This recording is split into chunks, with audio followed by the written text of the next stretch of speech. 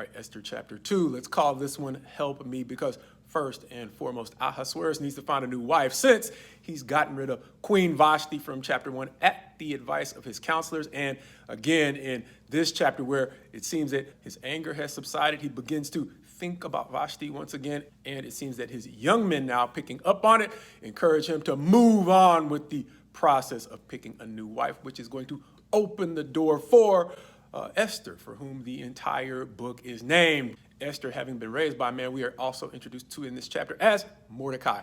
Mordecai raised Esther, and once she is taken up with the group of young women who are potential replacements for Queen Vashti, he keeps tabs on her progress. But Esther seems to have the kind of character that goes beyond shallow charm to the kind of something that continues to open doors for her beyond simply being picked as an eligible replacement, because she gets more and more opportunities until, skipping to the end of the story, she is made queen.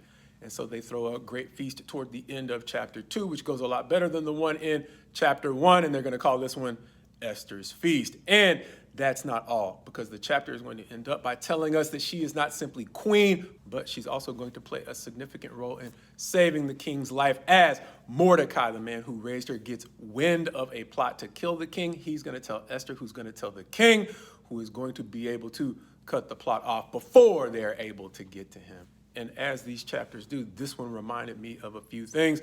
Foremost, its opportunity, understanding that it doesn't describe Esther as being the prettiest of women. It just describes her as being striking in her looks and form and appearance.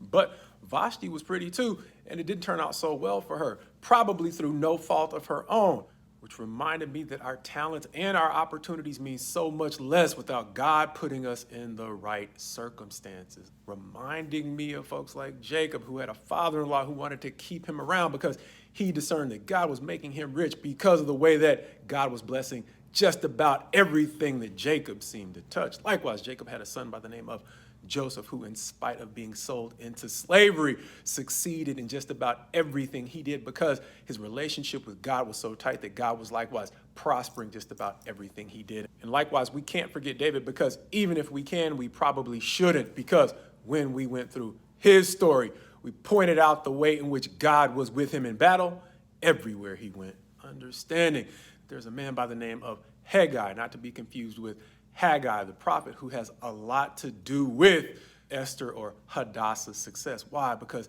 when he sees her and she begins to win favor with him, he puts her in circumstances that allow her to succeed. He teams her up with 7 what sounds like experienced women from the king's court that help her along. He also provides her with the food and the provisions that she will need. Not only doing that, putting her in the best place among those eligible candidates. And if God doesn't bring people like that in our lives, who knows where our talents will simply fall and fester. Understanding that our talents and our gifts can help us do well for ourselves, but God can put us in circumstances to put us on a completely different level. Understanding that without God putting her in the right circumstances, she is quite possibly just another pretty woman in the harem, one who quite possibly could charm her way into the favor of everybody in the king's court.